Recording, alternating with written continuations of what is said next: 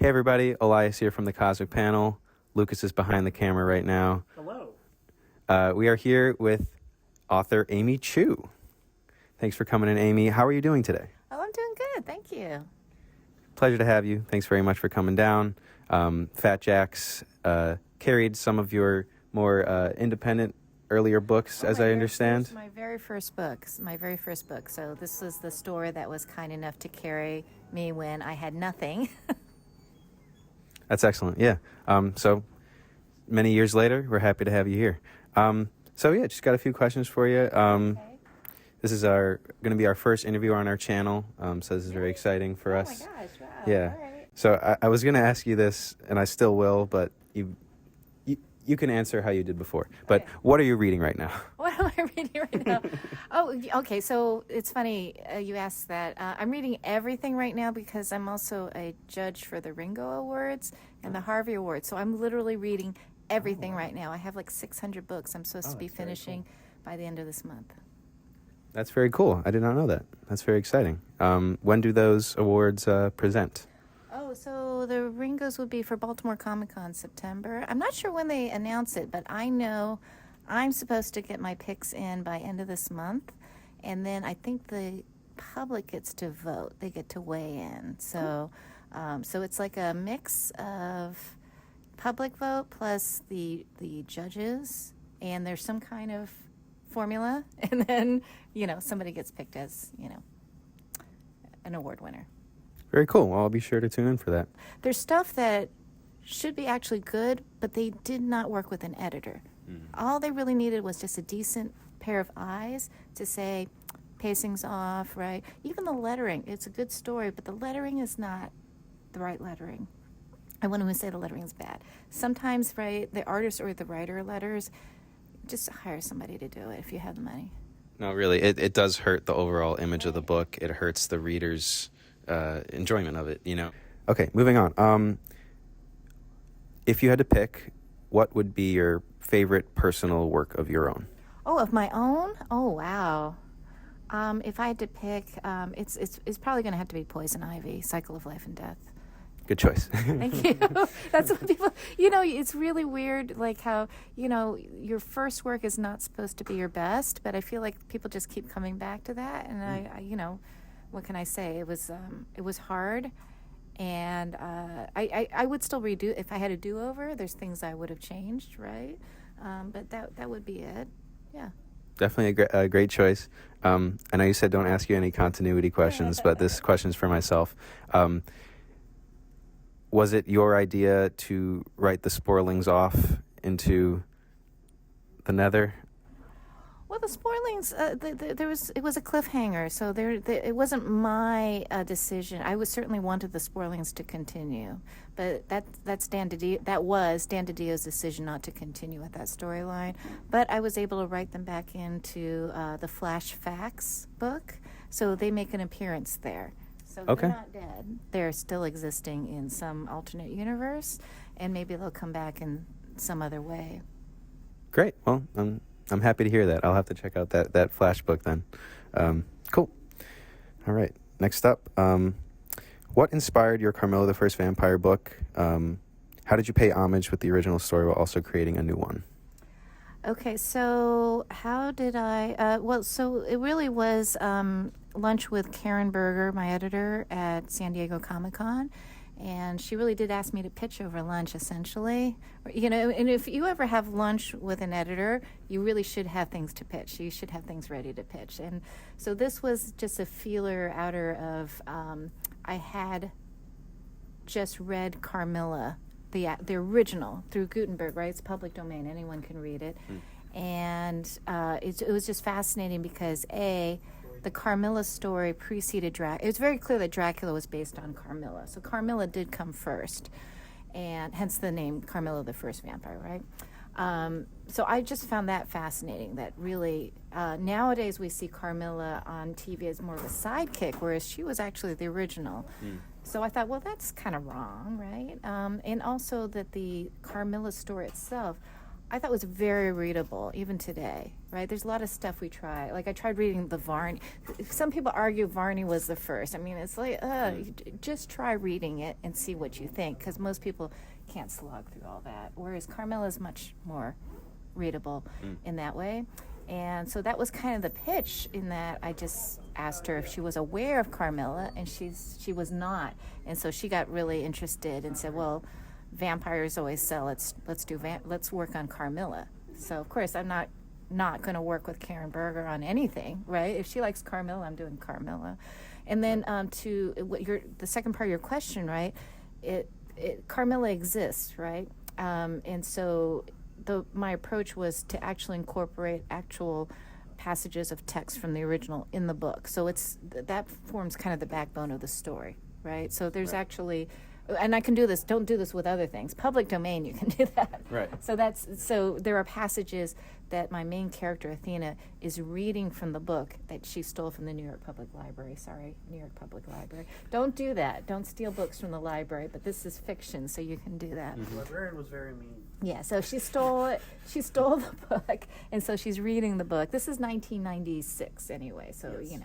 and so she has the book. Couldn't just search it up. Yeah. No, so that was the other thing, is trying to make it, period, is, right, this was before the internet was really readily available, right? So, and that made it harder and easier, because I think some people don't realize you can't just Google anything. You literally have to research it at the library or steal the book, That's how it works. Mm-hmm. Yeah, most definitely. And I imagine at these lunch pitches you don't do very much eating. Well, you have to be careful. If you ever pitch, make sure you order the right thing. You don't want something really messy, Order a salad or something. Just have a sloppy Joe. Yeah. You're trying to pitch. Meanwhile, food is Yeah, you be strategic about that. Right? I think I ordered a really simple salad just to be safe. That's good. All right, next. How did the Poison Ivy project come to be? Oh my God, that's another really funny story. So this was Poison Ivy came out 2016. It was my first series. It was my first book. I'd only done short stories before that. And if you really want to know the whole thing, I actually had another mini-series that was greenlit through Vertigo. But that was when Vertigo was like, right? And so they killed it. And I was like, oh my God, that was my opportunity, right? It was a bummer. Yeah.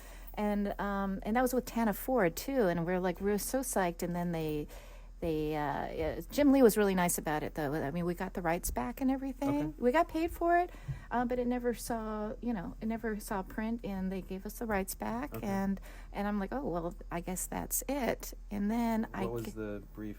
If you could give us a brief summation of what that. The pitch for that was basically, imagine Harriet the Spy. Are you familiar with Harriet the Spy? The kids' book. Oh, okay. Yeah, you guys aren't really on top of your kids' literature. Anyway, it's a classic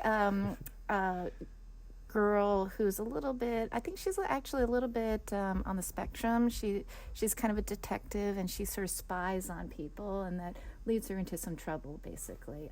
But it's an interesting read, and it's what I grew up with. Anyway, my pitch was, imagine Harriet the Spy, but grown up and living in Brooklyn. Okay. And this time there's actually real murder and stuff. Before she would just spy on her neighbors and her family and write in her journal, and then somebody finds the journal, and then she's in a lot of trouble. But anyway, so that was the pitch, and it got greenlit, and then it died, but we got the rights back. And then I thought that was that, because, right, it's not like people are lining up to give you Superman or Spider-Man, right? And then I get a phone call, which, again, how often does that happen, right? Do you answer your phone? I don't. Well, I don't answer, unknown numbers. Right, right? No, definitely not unknown numbers. And so I check, and it's unknown number, and it's a very short message. Hi, this is Dan DiDio. I have an idea. Can you call me back? Click. That was literally like that. I was like, what was that? Right? It's either a crank call, but somebody who can mimic Dan DiDio or whatever. But it doesn't leave a number, right? So I was like, what am I supposed to do now? I tried reverse calling. Of course, it's right. And then somehow I figured it out later on, about a week later. I think he either calls back or whatever it was, And he's like, oh, yeah, sorry, right? Just wanted to find out, are you interested in writing Poison Ivy? I'm like, right? Because word at that time was out that they wanted to do Poison Ivy. So everyone wanted to write Poison Ivy. I mean, that's a good character to write.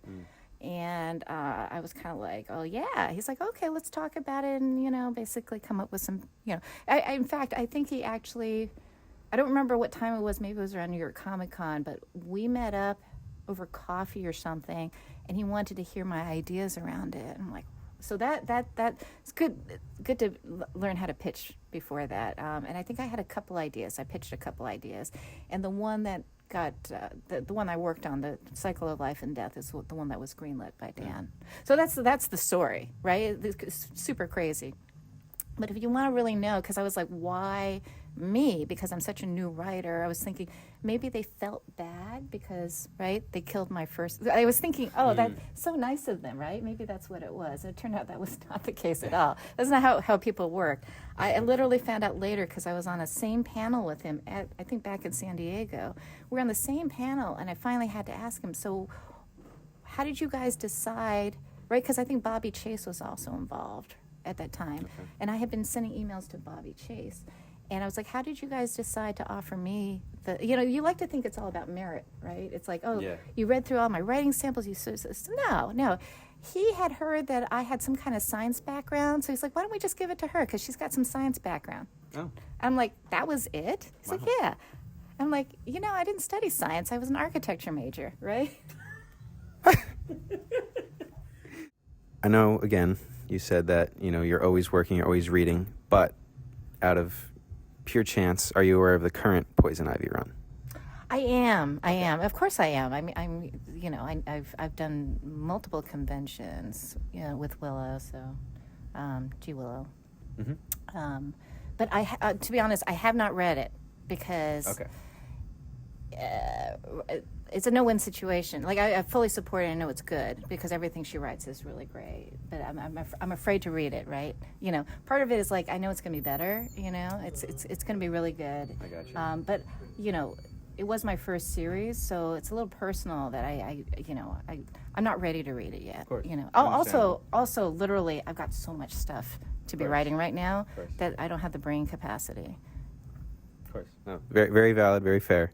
But yeah, I thought you might be. I flipped through it and I'm like, ooh, I can't do it, right? The art is phenomenal. Yeah, the art's phenomenal, of course. I think Marcia did I worked with him on a short Blue Beetle Katana story. Oh. So yeah, I know it's going to be phenomenal. It really a great person to work with. I'm not aware of that. What was that in? That was in. No. Festival of Heroes. Okay. 2 years ago. Yeah. The DC Festival of Heroes. Yeah, now I remember. There was the Katana story and that Blue Beetle was in it. Katana, Blue Beetle, and somebody else. I don't know. Lukas is more of a DC reader than I am, but he recently has been educating me on a lot of stuff. So. Oh, Cyborg! I think Cyborg's in it. Cyborg when I have the opportunity, I try to put a lot of people in there. Just because, why not? The Festival of Heroes is basically the equivalent of DC's version of Voices, I guess, but specifically for Asian characters. Right. Cool. Or Asian American. I mean, who are you going to call when you want an Asian American writer? Me or Greg Pak? Basically. Those are your options. Yeah. That's not true. Alyssa Wong. There's more of us, right? Of course, yeah. Of course. Yeah. So we're all there. Pornsack. Who else? Yeah. I mean, there's a decent number of Asian American writers now. Of course. We say that in jest. We say Larry that in Hama. jest. I mean, Larry Hama was probably the classic, the first. Larry was very, very helpful with my career. Oh, wow. So I owe a lot to Larry. Thank you, Larry. It was his birthday yesterday. Oh, happy birthday, Larry. I should say Mr. Hama. I don't know him like that. No, he would prefer you call him Larry. If you call him Mr. Hama, he's like, what am I dead? He's very, he's like Howard Chaykin. Okay? Sure. And they're buddies, so. That's very nice. Very nice to hear. Yeah. Okay. What is a dream project of yours? Oh gosh, dream project. So if you had access to any character, any property. So I will say I've been like sort of dropping. Like I would love to work on Killer Croc. You know, hello, Okay. Killer Croc would be nice. It's hard to say that's dream, though. It's just, you know, I don't see why can't I do Killer Croc at some point? I'd like to do that. Dream. Well, it's funny. Like a lot of the stuff I have been able to do just because, right? I've wanted to write Iron Man. I got to write some Iron Man. Whenever I get the projects where they say, "Well, we want to do this, but you can cast whoever you want," then of course I cast the people I want to do, right? Like Spider-Man Noir. They asked me what I wanted to do. I'm like, yeah, I'd like to do some Spidey, you know, and so I got to do that. You know, I feel like I get to do almost anything I want to a certain degree. That's wonderful. Yeah, I mean, I don't want to be like, oh, like that, but, you know, I'm not getting the main series, but I don't care. It's like when you get the freedom to do something with whatever project it is, I'll basically say, well, I want to do this, right? Right. Well, it also depends on let's not forget, you know, what's more important is what makes the artist happy and the artist fired up. So a lot of times they'll say, well, who do you want to draw? And I'll figure it out, right? So I'm working with somebody right now, and they're like, well, I always wanted to draw the Hulk. I'm like, done. Unless the editor says, no, we can't use the Hulk, right? Usually it's a go, right? If I do it right. So often you get to select the artist, or is that just in your experience? Ideally, whenever I get something, I will ask for an artist because it's a win-win, right? If it's somebody I want to work with and the editor needs, you know, they like to hire, it makes it easier for the editor, assuming the artist is available and within the budget. So that's not always the case, right? A lot of times people are already on another series or they don't fit the particular budget for that story or project, and that's generally what happens. You know, I like to think most people want to work with me, so you know, that's usually not the issue. It's usually I can work on multiple projects, but as you know, an artist generally they can only work on one at a time for a good reason. So it would, you know, it restricts them a little bit more to be called onto any one project. Yeah, the right timing. It's kind of like the movies, right? You know, somebody's already on whatever series. You know, you can't just say, "Hey, we're available now. Can you shoot this?" Right? Yeah. Yeah. The shout out to comic book artists. Yes, right.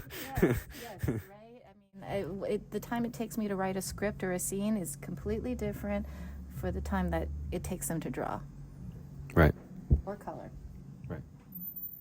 So, wanted to ask you a little bit about how you got into this medium. Was there a certain book or event that inspired you to get into this field? So it's completely by accident. I'm not even supposed to be doing this. I was trying to help my friend Georgia, who wanted to be a writer. Okay. And so Georgia wanted to write comics. I'm like, okay, you're the writer.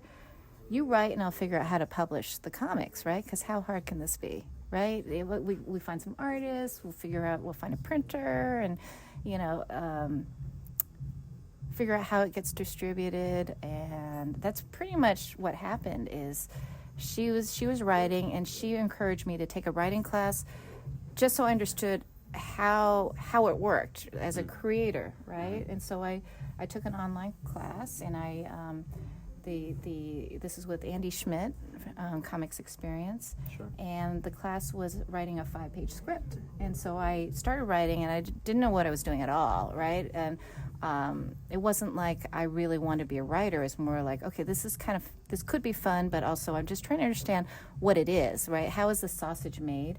And so I wrote the script, and Andy was like, oh, this is really good. And I'm like, well, that's silly, right? Because I'm not really here for that. I'm really here to, you know, figure out how comics are made. And he's like, no, it's actually really good. And it's 5 pages, and it was on time.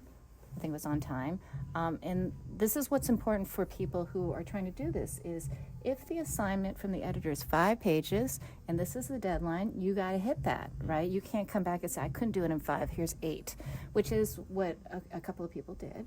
And a couple of people didn't get it in on time. And even if you do that, it might not be great, right? So So I did all that, and I had a beginning, middle, and end in 5 pages, and that's really hard. Of course, I didn't know it was that hard. I was like, okay, I got to do it. I got to make it work.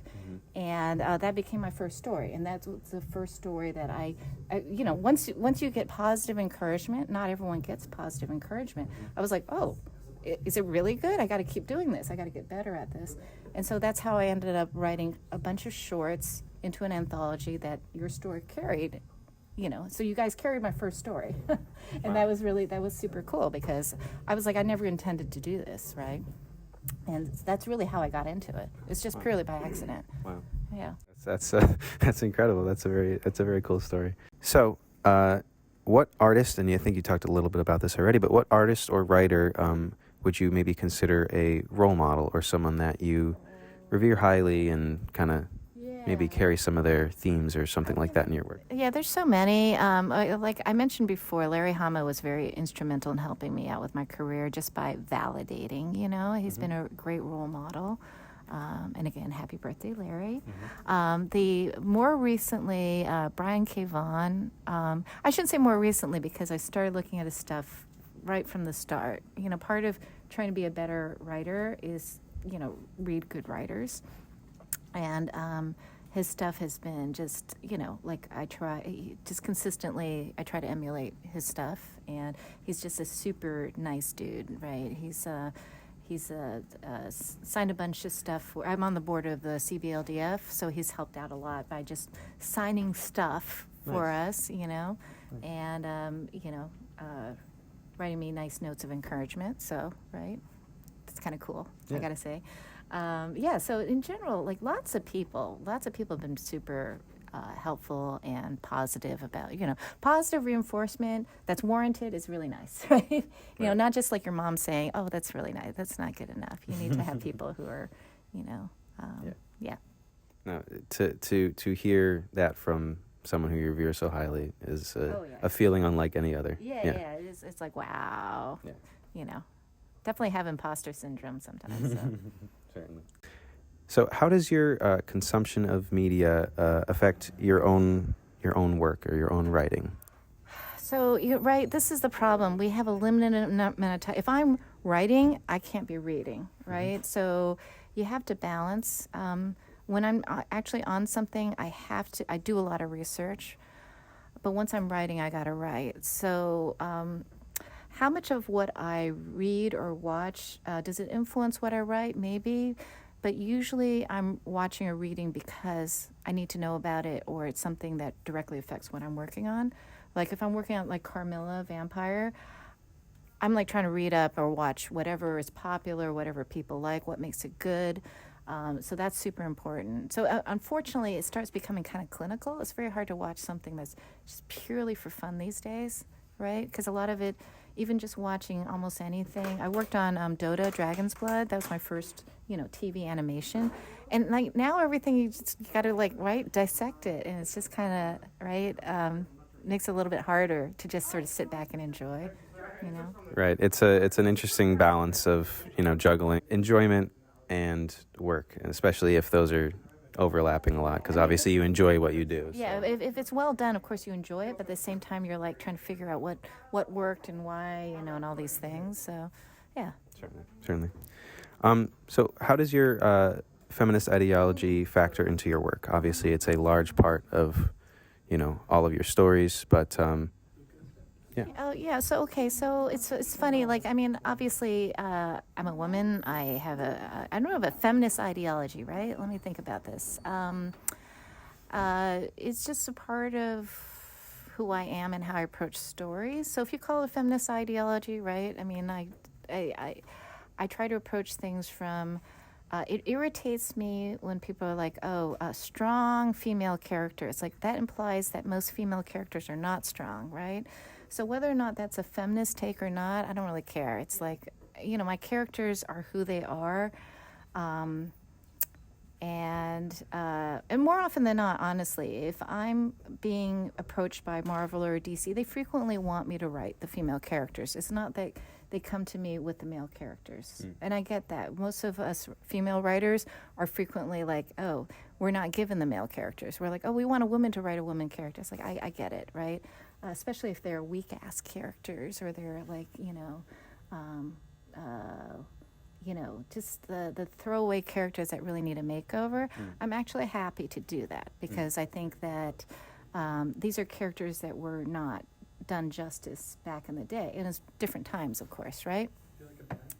So I like that opportunity, but I like writing equally male characters as well. So whether or not that's feminist or not, I don't know, right? I am an equal opportunity writer, right? Sure. So for any character, I want them to be well thought out, and I want them to have the agency that's required for that character. And if you're Poison Ivy and you're that powerful, man, you're not kissing guys to death, right? You're using that power. Yeah. So that's the way I approach it, right? And if you're supposed to be a scientist, I'm going to write you as a scientist. That's right. Yeah, Poison Ivy was always, painted into that box of like, I'm deadly, but I'm still gonna kind of cater to the man in a way. And I get it because she's fun to cosplay. She's fun to she's a sexy character. She can be sexy. If you read my script, it's not a sexy character at all. Of course, Clay drew her really beautifully and sexy, but trust me, it's not. I don't have to put that in the script. Most often they'll draw the woman sexy. I have That's just how it comes out, yeah. I have to basically say whatever character it is, right, that she's wearing glass or whatever because that's how a lot of artists are trained, and that's what gets them excited to draw certain characters. And quite frankly, this is why some people buy the books, right? So when I'm teaching, I teach writing at the Kubert School and also SVA, the School of Visual Arts. And I tell they're mostly artists who are trying to write. And I'm like, you also have to understand in your script, you're going to actually have to specific, because, right, we believe that we want things a certain way. The artists, you're going to have to tell them that this is how you want it drawn, unfortunately, is that do not make the character, right, spilling out of her dress, okay, or whatever it is. You actually have to be quite specific sometimes. So, especially with Poison Ivy. I mean, I'm trying to remember what era it was. Maybe it was New 52, where she had the black and green outfit that was completely like a one piece, and it was like head to toe. That was Cully Hamner's design. That's right. Yep. Yeah. Cully Hamner, yes. And I like when they actually stick to a design like that. They didn't follow up on that, but I would also say that the current look for her is not for the male gaze. It is very much practical. It is very much powerful and and menacing in its own way, which is great, right? I mean, but all these things you kind of have to spell in the script. This is how I want the character to appear, and to a certain degree, like even Red Sonja, right? Carlos drew her really sexy, but also powerful. I didn't expect her to be as sexy as she was, but I'm like, you know what? Let's go with it because he's drawn her beautifully. And but she still has a lot of power. She's not a waif, Yeah, exactly. So it's fine. Yeah. Yeah, definitely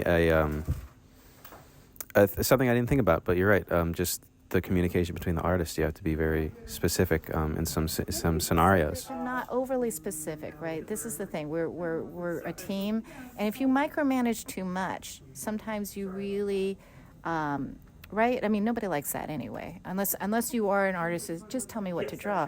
But I don't want to work with an artist who just says, just tell me what to draw, right? You need to interpret the script in your own way. Yeah. And it comes out, hopefully, usually for the better for that. So for me to basically manage every single detail, you don't want that either. There's kind of a nice middle ground that you're trying to get to, Of course. right? But if there's something I really don't want, I'll let the artist know. Like, this is not the look we're going for.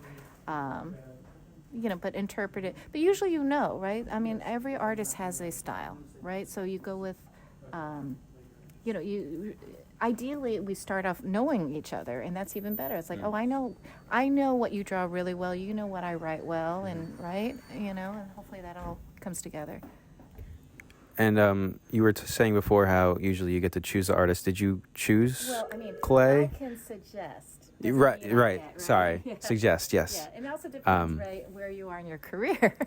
Yes. So now I have a little bit of say in just saying who I would like to, and if that person is available, that's awesome, right? Was Clay a suggestion or an assignment? funny story, right? It was both. It was actually so Clay and I knew each other before. We were friends, and we were having dinner at New York Comic Con. And he was like, "Oh, I heard you got poison ivy. I love poison ivy." I'm like, "I'll put your name up for it, right?" So, right, even though I'm new, right, I'm just like, I'll ask, right? So, I'm with Dan, and Dan was like, "Okay, let's talk about artists. Who are you thinking?" And I'm like, I'm ready to say Clay, and he's like, "What do you think of Clay Mann?" Oh. And I was like, "Oh, well, yeah, let's do Clay Mann, right?" And you were like, I guess. I guess that sounds like a good idea. I went back to Clay and said, "I got you the job." So, That's excellent. yeah. Okay, wrapping up here. Outside of writing, what do you enjoy? Oh, outside of writing, you're assuming I enjoy writing. Writing is really hard. It's not that enjoyable, actually. What do I do? Well, I like to eat. I mean, the reason I go to so many conventions partly is just I get to go and try out new restaurants. You know, I'm not. I hate to say foodie, but I am. I mean, I like just good food. I like a Waffle House, but I also like, a Michelin star restaurant. As long as it's good. Do you have any upcoming projects that you can tell us a little bit about? Oh, yeah. A couple things. This has been taking a while, but it's happening, is the Borderlands graphic novel. Working on that. So that's exciting, obviously, and I get to work with the Borderlands folks, so... there'll be some exciting stuff coming up with that. Let's see. So the thing that you gave out so nicely at during Free Comic Book Day. So that's actually a 3-part series. There we go. Yeah. Here we go. So this is the first in a 3-part series, Asian American Pacific Islander history. But made into a story, hopefully an engaging story, because history can be kind of dry, right? How do you get kids to read history? Mm-hmm. So it's really the story about kids who actually learn our history, and there's some magic involved, Magic School Bus, but hopefully more than just Magic School Bus. So this has been a real challenge, but really kind of a passion project. Nice. And then I got a nice little quote from Daryl McDaniels. I also do the DMC comics for Run DMC. So I gave a nice little quote here because he read it and he was like, "This is cool." So that's great. I'm very happy to do this this particular project. So, right. So there's that. Very right? cool. We want to thank Amy Chu very much for being here with us and agreeing to do this interview. Thank you very much, Amy. We appreciate it very much. Oh, no, thank you. This is a lot of fun. I appreciate you having me in the store. It's a great store. I hope everyone comes and visits. And if you can't, obviously, support the GoFundMe, because where are we without our comic book stores? That's right. This is a place, for community. This is a place that holds a lot of value in a lot of people's hearts. Right. And you would like to keep your jobs. I'd like to keep mine. And I don't want to be replaced by AI or whatever, or some digital, right? I mean, we want print comics. We need print comics. And we need stores, not Amazon, to distribute our comics. That's right. Well, as always, this has been the Cosmic Panel. We offer you to like and subscribe, support your local comic shop, and read comics.